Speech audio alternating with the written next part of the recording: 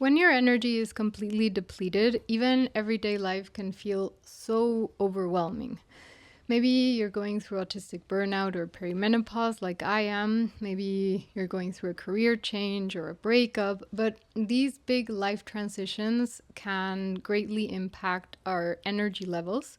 And sometimes these periods aren't necessarily about thinking, what can I do? What else can I do to recover from this or navigate this? But rather about what can I stop doing?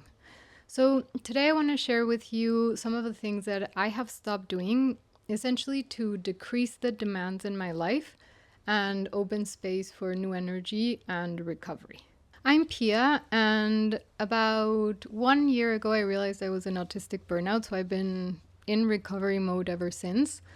I discovered I'm neurodivergent about 2-3 years ago. I've started, I think, perimenopause. I started my 40s. I moved to a different country. I'm rethinking my whole career. So essentially, a lot of changes. And one of the things that I have seen most impacted is my energy. I feel tired all the time, fatigued. My energy levels are all over the place. So I have had to do things to, to make things better for me because it was not sustainable. And one of the things that I have decided to do is think about this period rather than as a way for getting back to the place I used to be, an opportunity for a new beginning. And there's a term from Zen Buddhism that I really like, which is beginner's mind. You might have heard it, which essentially has to do with looking at life as if it were the first time that you're seeing it. Clear, without judgment, preconceptions, expectations. And I know this is difficult to do because we are all looking at life through our own lenses, through our own, emotional baggage, defense mechanisms, etc., etc. But we can try.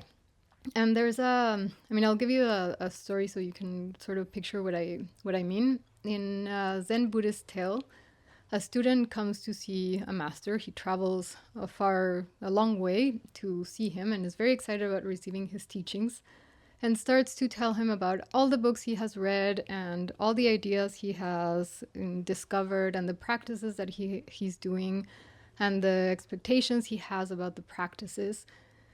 And the master invites him to discuss this over tea. So he starts pouring tea to the student's empty cup until the cup is full, but he continues pouring the tea and the tea overflows and spills out of the cup, and the master just continues pouring the tea. So there's tea everywhere, tea pouring out of the cup, out of the full cup, until the student says, "Stop, can't you see that the cup is full?" And the master says, "Yes, like your mind. I cannot teach you, I cannot give you something else when your cup is already full, so come back when your mind is empty." I won't get into what having an empty mind in Buddhism means or the concept of mind, but you get the idea. We have lived a life that has worked for us in the past, with systems that have worked for us, with interests that we have acquired. And many times in these big transition moments, it can feel as if all of that is gone to a certain extent. You might feel that the things that you were interested in, a few months ago are not really bringing you joy anymore. I definitely feel like a complete alien in my own body. So there's a lot of rethinking and a lot of restructuring. And I think it's a really nice moment in life to kind of press pause, regroup, and prepare ourselves for this, this new stage in life. And the only way we can do that is descaling. Also for bringing our energy back, and specifically for autistic recovery burnout. What? For autistic burnout recovery. It's essential to decrease the demands in your life. So let's get into the list. The first item on the list has to do with outsourcing. Don't do everything yourself. Examine your life and see what things you are currently doing that could be done either by another person for a small fee or even for free. A very good example of this is groceries. You can have groceries delivered to your home for a small fee, usually. And even though it might seem like a small thing to do, well, I'm just going to go get groceries. It's going to take 1 hour out of my day. There's a huge energetic expenditure that kind of runs in parallel that you might not even be thinking about, such as, making the list, looking at the fridge or the pantry to see what's missing, then going out into a very busy city. If you live in a city, going into a grocery shop, which is usually an environment that's quite overstimulating. They usually don't have great lighting, and there's usually people around and lots of, visual inputs with all the labels, etc. So, if you have the opportunity, that is definitely something that you can cross off your list and just, order your groceries online. I have done it. It's worked for me, and I can definitely recommend it. Another thing that you might want to outsource is, for instance, if you, I don't know, maybe you're going to a birthday party of somebody that you really love and you volunteer to bring the cake, and usually you would think about baking the cake yourself because it's a nice gesture, because maybe you will save a little bit of money. I don't know. Just buy the cake. Unless you absolutely love baking and you know that that joy of baking will actually give you energy, and you definitely have, that day free for that, or that afternoon free, just buy the cake, order the cake. It's the person who's going to receive it is going to love you as much as they do now. And and you're going to kind of like save some energy from that, I don't know, that mind stress.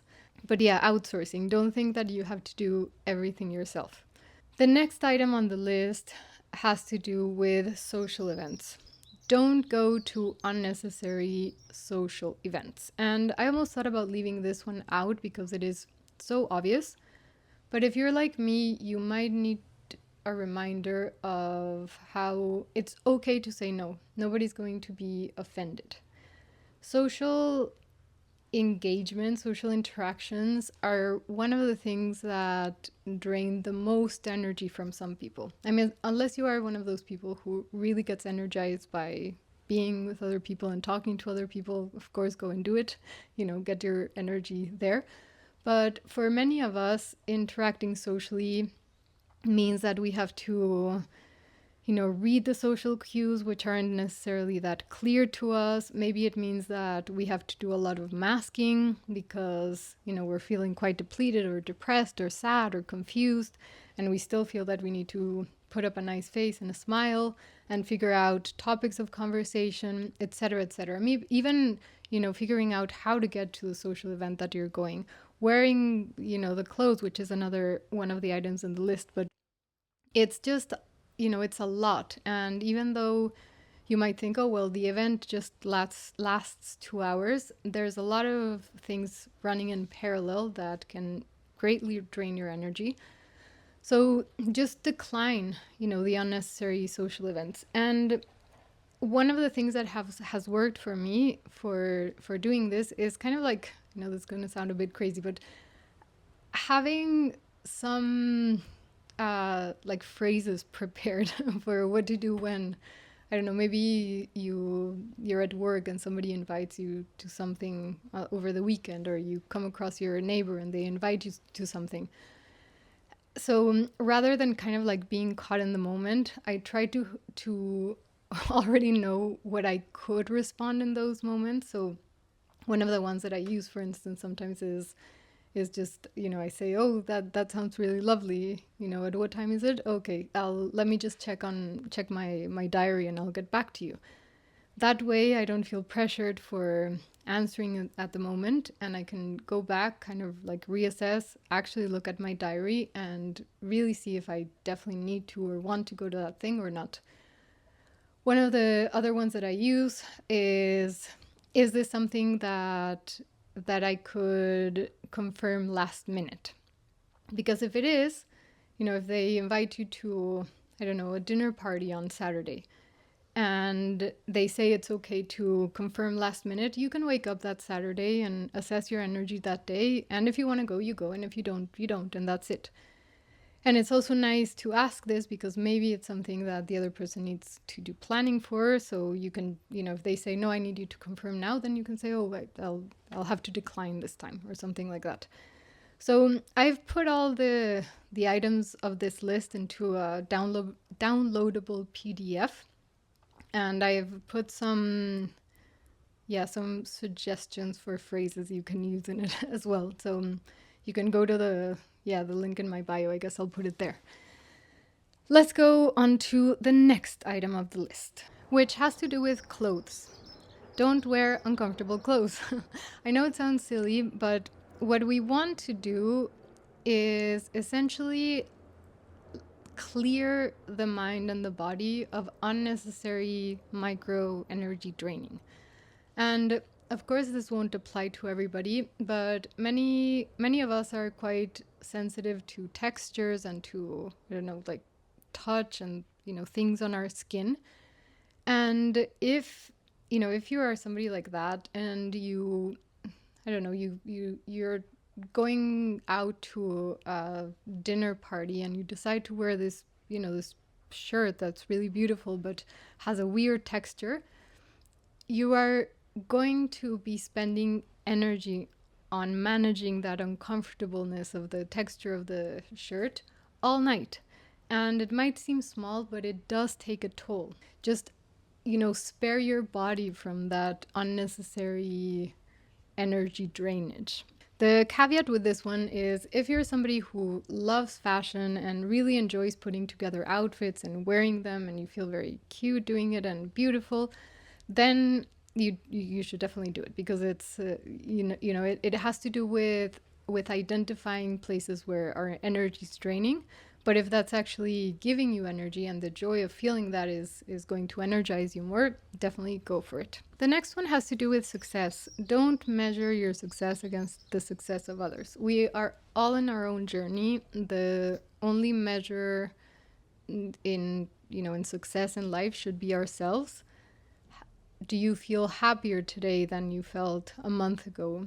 Are you taking steps towards that goal that you have, even if it's baby steps? It's very easy in the world in which we live today to look at our peers, look at other people, in the field that we work in or in our age range and compare ourselves to them.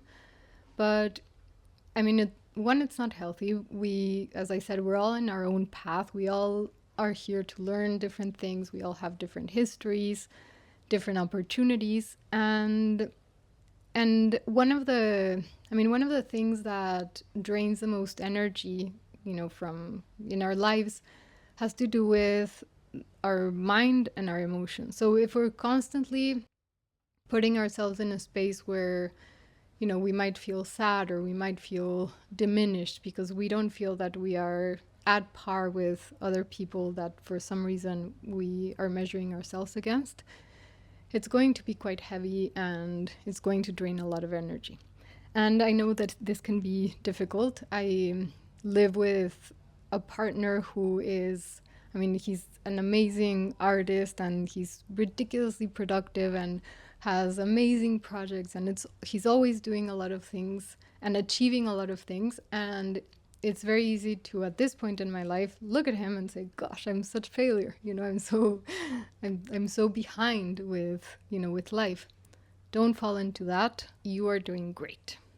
The next one has to do with rest. Don't feel guilty about taking rest. Whether it is sleeping more, whether it is working on your laptop from the couch, take the rest. You need the rest. And even though recovery from these big life transitions doesn't only have to do with sleeping more, it has to do with reducing the demands in your life. We do also need rest. I'm not an expert in sleep, but we all know by now that sleep is one of the most important health markers. So taking rest is very important, and take it wherever you can. I used to feel quite ashamed for instance, if I was traveling in the subway or in the bus and I knew that it was going to be 40 minutes, a 40-minute ride or something, I would be sitting super straight and, trying to keep my eyes open, even if I was ridiculously tired. And today I just allow myself to close my eyes, to actually sit. If you live with somebody who has a different sleeping pattern than you and only needs 5 hours of sleep, and you need 11 for some days, that's fine. Take the rest. Sleep whenever you can. That's it for that point. Take the rest. Don't feel guilty. The next one has to do with explaining. Don't over explain. I used to feel that if I explained in the right way with the right words, people would understand what I was going through, why I'm sleeping more, why I'm not producing so many projects or acting as much. You don't need to explain. You don't need to explain your reasons. I mean, maybe you want to have these conversations with your close friends or with your partners, but you don't need to explain it to the world. And finding the words, and explaining and then trying to manage the reaction of the person you're explaining it to also drains a lot of energy. So check it out of your mind. You don't need to over-explain your reasons. The next one has to do with making easy choices. And don't try to optimize everything. Don't try to find the best restaurant to meet your friends at. Don't try to find the best dinner meal to cook for your partner. Sometimes the easiest option is the best option, because decision making drains a lot of energy, consumes a lot of energy. The next one has to do with finishing things. Don't force yourself to finish things. Whether it's a book or a project or a show, I don't know, something that you have opened, whether it's a book on your bedstand or an open project in your computer, and it's been there for a few months and you were excited about it at a certain point, but you haven't really touched it recently. And when you do, it's more because of a sense of duty that you have to finish something that you started. Allow yourself to, to close the tab, allow yourself to put the book back in the bookshelf, because it's probably not the right moment for that right now. And if you're like me, you probably have 1,000 things open all the time. And the thing about them is that they're taking a little bit of your energy, all of them, even if you're not looking at them, even if it's, 3 books lying around the house that you're not seeing constantly. Every time you pass through them, there's a little bit of your energy that goes into, I started that book. I was really interested in that topic. I should really finish it. Just close it for now. It's fine. Pick the very essential things or projects that you are working on right now. Prioritize your recovery, your energy. It's okay not to finish things right now. And the last one has to do with interests. Don't force yourself to be interested. This one can be especially tough, I think, because with any major life transition, and this has definitely been my case, everything gets restructured. I have found that things that I used to be extremely interested in, a few months ago, a few years ago, don't generate the same excitement, don't give me the same amount of joy. And I used to feel at the beginning of, this burnout period that, that I had to show up for those interests, that I had to, put the energy and the time in to continue pursuing them. I'll give you an example. I mean, I love dancing, and I used to really like making these kind of like movement videos that I would edit for changing the velocity of them. And I felt that they were, like part of what I did. I liked doing them, and so they were part of kind of like my weekly routine or monthly routine. But I started not really feeling that excited about doing them, and I would play music and would feel kind of lethargic and not really wanting to do it. And so at some point I just decided, okay, it's not the moment for doing them. And there's a very strange thing that happens as well, because as I have spoken in other videos about kind of like identity, it's kind of like, if I'm losing interest in this, does that mean that, I don't know, that it's no longer part of me and who I am? How do I update my, my personal CV, not work CV, but my, myself with this new like restructuring of values and interests. But once I allowed myself to, to just acknowledge I'm not interested in this anymore, at least not right now, there's such relief that comes with it. I don't feel that I have to push myself to find something interesting that I no longer find interesting. And that goes as well with, with people and, I don't know, just everything in life, really. I think I already said that. But anyhow, I think that's a good moment to end. As I mentioned, I'm leaving this, all these lists or these things that you can do in a PDF. If you think that it might be helpful, I'll leave it in some link in my bio, I guess. And I just want to end by saying that this moment of transition can be a fantastic opportunity for opening new things. And I know that it can be quite destabilizing. It certainly has been for me, especially because of what I just mentioned in terms of not really knowing what's going on with my life. Sometimes I cannot recognize myself. I don't know where I'm going some days. I feel like quite a failure other times because I'm not pursuing the same things that I was pursuing. I feel doubtful a lot of the times.